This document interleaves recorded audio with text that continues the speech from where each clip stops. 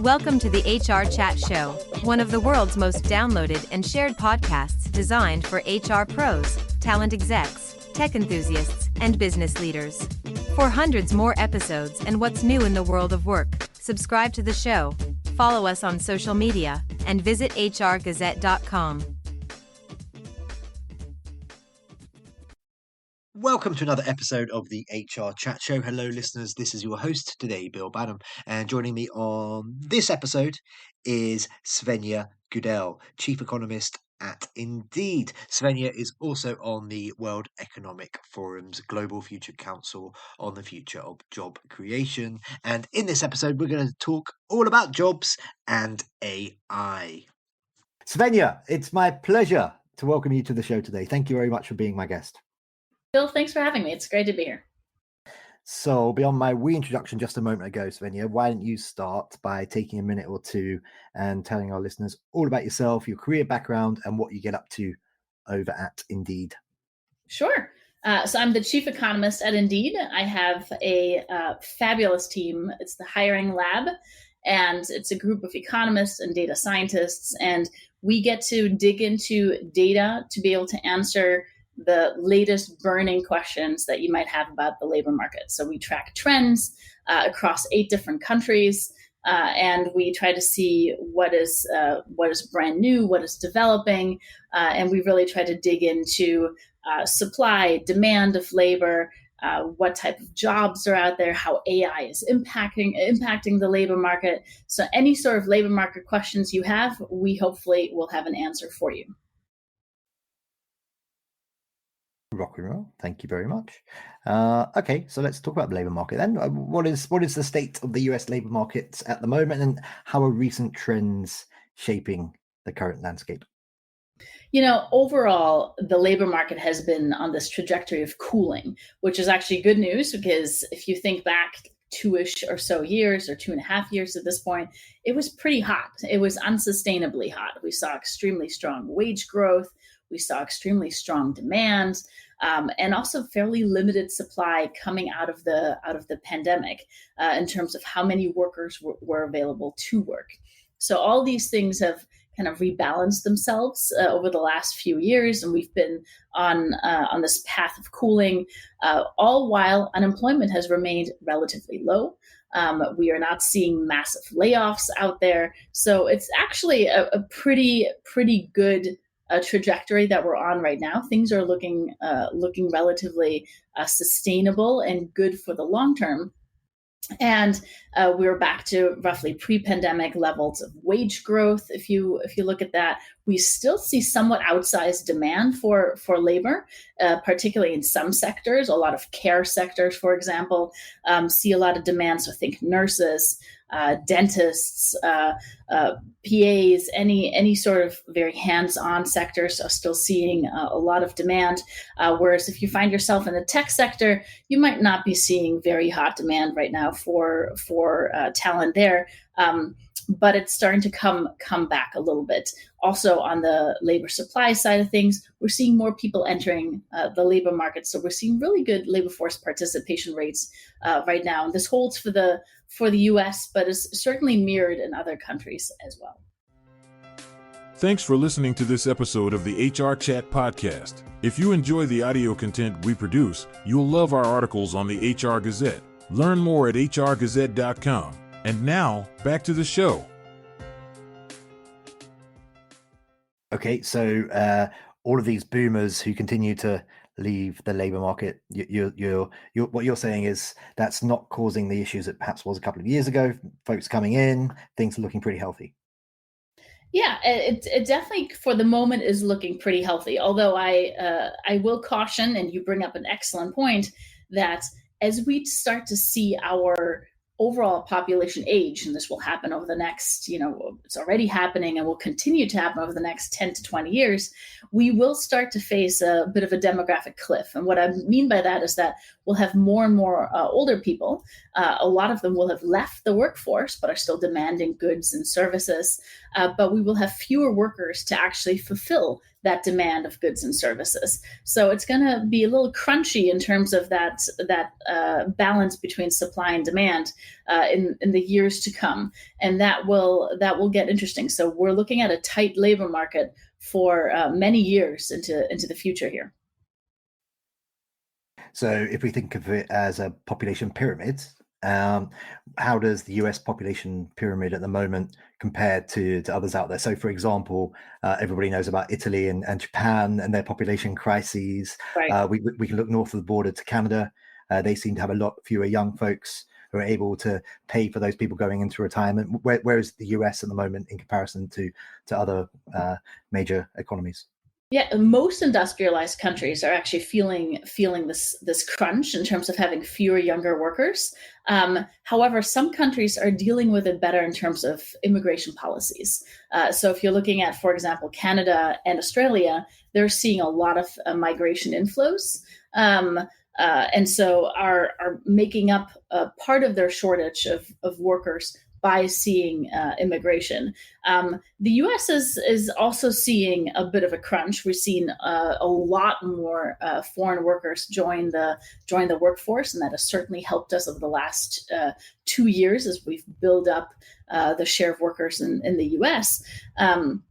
However, it will become even more important in the future to look at, what are these flows across different countries, and what does immigration policy look like to be able to address a possible worker shortage. Okay, thank you very much. So we are all sitting in different places recording this interview today.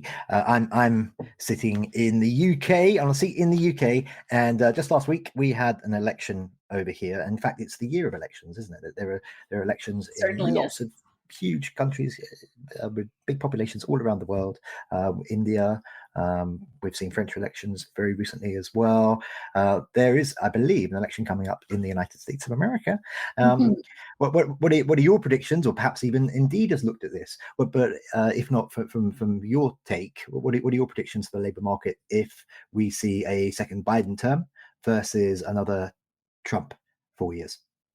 We actually haven't looked at the details quite yet, and it will. I think overall we're putting the roots down to, like I said, a fairly sustainable, cooled down from 2 years ago labor market that I expect to roll us right into the next year.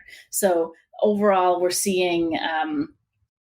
No signs that we're seeing catastrophic increases in unemployment, for example. We're not seeing large layoffs on the horizon, which is all good news. And I think it will really depend on what economic growth is doing. So I think monetary policy and fiscal policy will certainly matter. Excuse me, and as you're thinking about the elections, fiscal policy could certainly swing one way or another. But overall, if we continue to stay on this trajectory, barring any major surprises in terms of particularly monetary policy, I think we're quite optimistic that we're on a sustainable path, and the labor market looks relatively good. Okay, so what I'm hearing there is, regardless of who wins in November, the economy's in a good place and it's theirs to mess up. Is that fair to say? And maybe ask us again in 2 months when we've done some more analysis on it. Okay, rock and roll. We'll just have to get you back on the show. Okay, let's talk about AI now, if you don't mind. How is AI influencing labor market dynamics, and particularly in terms of job availability and the types of jobs which are out there? You asked the 800-pound gorilla question in the room, of course. That is the question I think I get from a ton of people. What is AI doing to the labor market, and how will it affect the labor market? So we really wanted to take a closer look at Indeed to be able to figure out what will happen in the future here. And so we took a two-stage approach to our research, and we wanted to figure out how will AI impact skills, right? And how will certain tasks change with the availability, particularly of generative AI tools? So think ChatGPT, Copilot, any of these types of things. And then, of course, if you think about jobs, they're a collection of skills. And how will those jobs then be impacted, given that some of these skills might be displaced, altered, augmented, or not touched at all by particularly Gen AI? So having done that research, we found out that we looked at millions of job postings in the process and following Indeed's taxonomy of skills. So we went really nitty gritty into this one, and we found that virtually every job will be impacted by AI. However, to varying degrees. And I think what we found is that Gen AI is not perfect at any job, very far from it.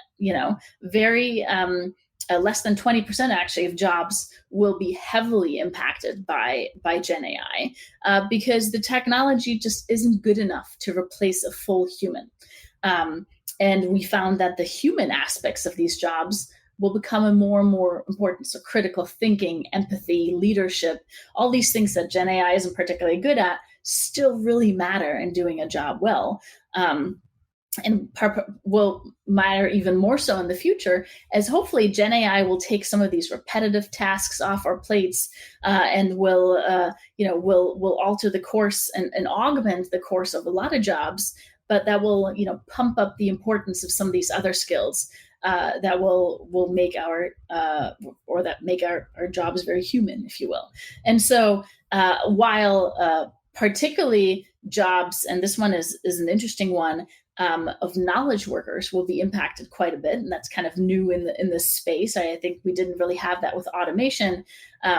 We're seeing that hands-on jobs, a lot of manual labor, or if you need face-to-face interaction type tasks, those jobs will be less impacted by Gen AI. So think if you're a driver, a care worker, if you're providing childcare, your job is not as impacted by Gen AI. However, if you're in software development, marketing, HR, you're much more likely to see impacts to your job, but more in the form of augmentation of certain tasks and skills versus replacing full jobs.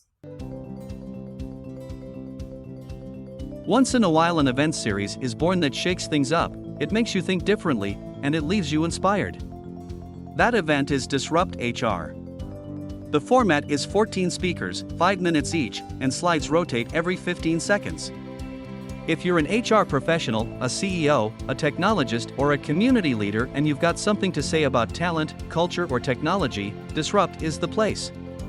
It's coming soon to a city near you. Learn more at disrupthr.co. Okay, so let's talk more about that 20% you mentioned that are going to be heavily impacted. How are younger professional, newer folks in a particular role, how on earth are they going to get on and do well in their careers if their tasks, their jobs are being augmented? So, for example, one group you didn't mention just a moment ago, but legal professionals. Okay, so legal professionals coming in first couple of years. The reality is now there's generative AI for that stuff. It may be at a more senior level. There's still need for traditional advice from legal professionals. But from everything that I'm hearing, that would be a good example of the generative AI can replace their roles at a more junior basis. So how do those sorts of professionals, HR folks is another group that you mentioned a moment ago. So let's obviously talk about them because this is an HR podcast. How do they still get an opportunity to develop a career? Yeah, and I think it really depends on what particular skills and tasks you're talking about as you look at these roles, right? You mentioned a lawyer. ChatGPT will not argue your case in court for you, for example, right? It might really help in some of the background research, and even there, I mean, be careful, right? And we've certainly heard some stories on that front where Gen AI hasn't performed all that well. On the HR side, I think we're seeing hopefully will make it easier to be able to summarize certain tasks that take up a lot of time, but the actual human-to-human interaction is still really important. Oftentimes, as a candidate, you want to hear from a real person, or if you're figuring out, what offer you're getting, or more about the company, you want to talk to an actual human being. You don't want some robot telling you more about it or presenting an offer to you, right? So I think there's certain aspects of that job that will be taken over or again augmented by AI, but other aspects won't be. So hopefully we'll be able to get better at matching and the speed of matching. We'll be able to figure out what people go with what jobs and how to organize that all in a speedier fashion. But we won't lose that human interaction component, because that, I think, remains really, really important.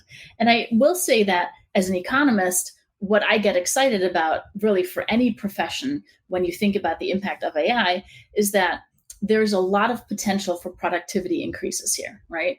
And so that is good news. If we can do more with our time, and hopefully spend it on higher ROI type activities, right? If you can make more of an impact with some of your time and give the tedious work or the work that's taking forever, but it's not a whole lot of payoff, but it's got to get done. If you can give that away to a machine, for lack of a better word there, and take on some of these other tasks that are higher value, then that's good news at the end of the day. Folks are getting loads more time. Let's talk about white collar workers. Let's focus on them for a minute. So they're getting all this extra time because their jobs are getting augmented. Are we on this slippery slope or this wonderful path, depending on your perspective, towards a 4-day work week then? Well, I can tell you that so far, at least, I know they did some experiments in the UK actually that showed some very promising results. I can tell you personally, I would not mind a 4-day work week, but in the US, when we're looking at the research and we actually take a look at how many job postings specify a 4-week work week, we're looking at a tiny share. So it's not ready for the main stage quite yet. I don't know if it ever will be. But there's that promise, like I said, of productivity increases. So maybe you can get away with doing the same amount of work in 4 days as you did in 5 days. But most likely we'll also see companies wanting to output more and investing more and being able to take up that additional time with other tasks then. Fidello Inc. is a consulting firm specializing in improving human performance, and we're proud to support the HR Chat podcast. We help identify strategic competencies and behaviors that drive results. Our team offers an HR web software to manage systems, reports, and data for HR people that need the best insights to make the right decisions and achieve better results. Learn more at fidello.com. Shameless plug here, listeners. Regular listeners of this show will know that I'm not afraid of a shameless plug. Please do check out the episode I recorded with Joe O'Connor, whose organization is all about the 4-day work week. He goes all around Canada, the US, and elsewhere, telling people how awesome it is as an idea. He also spoke at the most recent Disrupt HR Buffalo event, where I was the co-host, and he was marvelous. So there's a video somewhere online with that. Anyway, enough of the shameless plugs. Let's get back to our conversation. So what are the primary reasons behind the preference for skills first hiring strategies in industries that are adopting AI? We talk about skills based hiring a lot on this show. It's not a new thing, but all of the resumes that you pass through your technologies, you guys must have some pretty amazing data around this. Oh yeah, absolutely. And it's certainly one of the trends we've been watching closely, trying to dig into what's really going on with skills first hiring. And to me, this has emerged out of a trend that we've taken with us from the pandemic times, where labor markets were incredibly tight. So if you're out there as an employer, an HR professional, most of the time when talking to these individuals, everyone would say, "Hey, it's been really hard finding workers, right? Finding people to actually apply to my jobs has been really hard." And that was, particularly 2 years ago, really the one of the driving challenges that I saw out there. And when it comes to attracting talent, one of the really smart things to do is widen your talent pool, right? So you can tap populations that you perhaps used to not tap. But one of the things you can very actively do is think about what disqualifying criteria you're including in your job postings when you're narrowing down the pool of potential candidates. And of course, one of the things is having for example, 4-year degree, a college degree, or having at least 10 years of experience or 15 years, whatever it may be. And these oftentimes are signals, right, where you don't actually know if this person can perform the job, but one way to kind of sort of gauge that is, well, have they gone to college and hopefully taken a course on this, or do they have a bunch of work experience that I think will tell me that they hopefully can do this job, instead of taking on these signals, specifically checking on the skills. So being able to see, can you actually do it? Maybe you do a skills-based assessment and ask, hey, can you please write this for me? Can you do, if you're trying to hire someone who is really good at doing podcasts, show me some previous podcasts, or do a podcast with me, or tell me what type of questions you would ask, or whatever it is, to be able to figure out the skills needed to do a particular job. And so what we've discovered is that the number of postings across the board that require educational or that have educational requirements listed have decreased, and particularly we see that for high school degrees, 2-year degrees, 4-year degrees, masters, PhDs. It's across the board. And when looking at particularly 4-year degrees, we've seen that come down from roughly 21% to almost somewhere around 17, 18% of all job postings. That doesn't sound like a huge decrease, but we're talking hundreds of thousands of job postings that were impacted by this. And I think that's good news all around. It's good for job seekers who have not had the ability to go to college and have therefore been disqualified from jobs right at the onset, even though they do have the skills to be able to do these jobs. And for employers, this is great because hopefully you'll be able to find someone who can really do that job by concentrating on the skills versus that signaling impact. So we're seeing that. We're hoping that trend will continue. And we see that trend, like I said, not only on the educational requirements front, but also on the previous experience front. So what do you actually bring to the table in terms of past working experience? All of that is music to my ears. It's so sad that you previously got situations where folks would not apply for a job or not get a job because they didn't have that college degree, but they had the aptitude, they had the other skills that they could have been a wonderful success, but perhaps they didn't want to take on the burden of all the tuition fees and all the rest of it. So I'm glad to hear things are leveling out. We just got a minute or so left here already, so we're definitely got to get you back on because I've got a million more questions for you. Just a quick nod to the World Economic Forum's Global Future Council on the Future of Job Creation. You're a member of that. Briefly tell us about that. Yeah, it's a collection of experts in the field internationally, and we really take a closer look at the jobs of tomorrow and what will be impacting the jobs of tomorrow, and what's really important to be able to recognize, support, and understand along the way. So looking at geopolitical risks, the impact of the environment, AI is a huge one, and north-south migration, demographic shifts, all these things really play into the jobs of tomorrow. And where are we seeing population growth?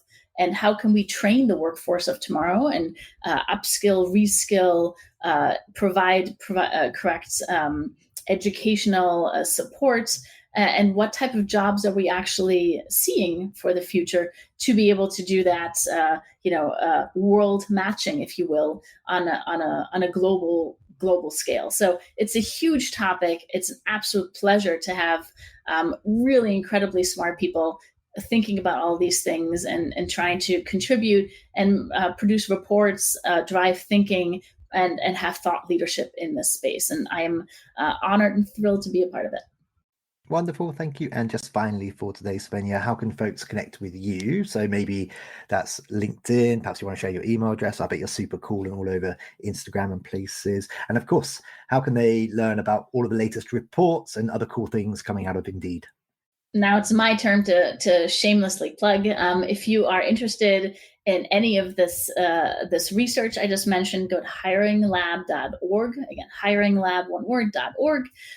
We are Indeed's economic research team, and you can find all the research there. I will also put a very special plugin for our data portal, which is relatively new.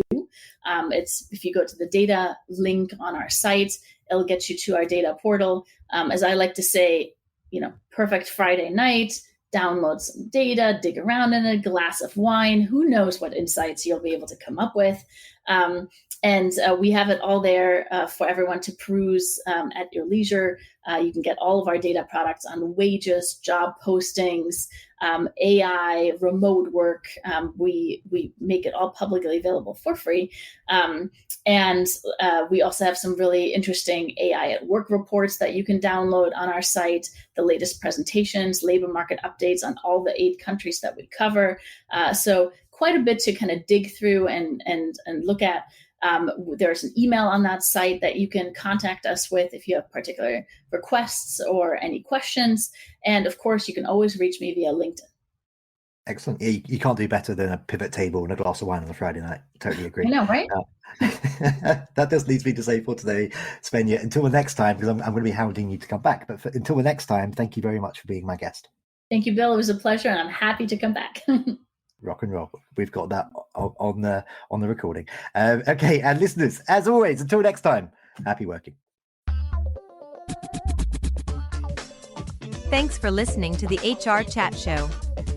If you enjoyed this episode, why not subscribe and listen to some of the hundreds of episodes published by HR Gazette? And remember, for what's new in the world of work, subscribe to the show, follow us on social media, and visit hrgazette.com.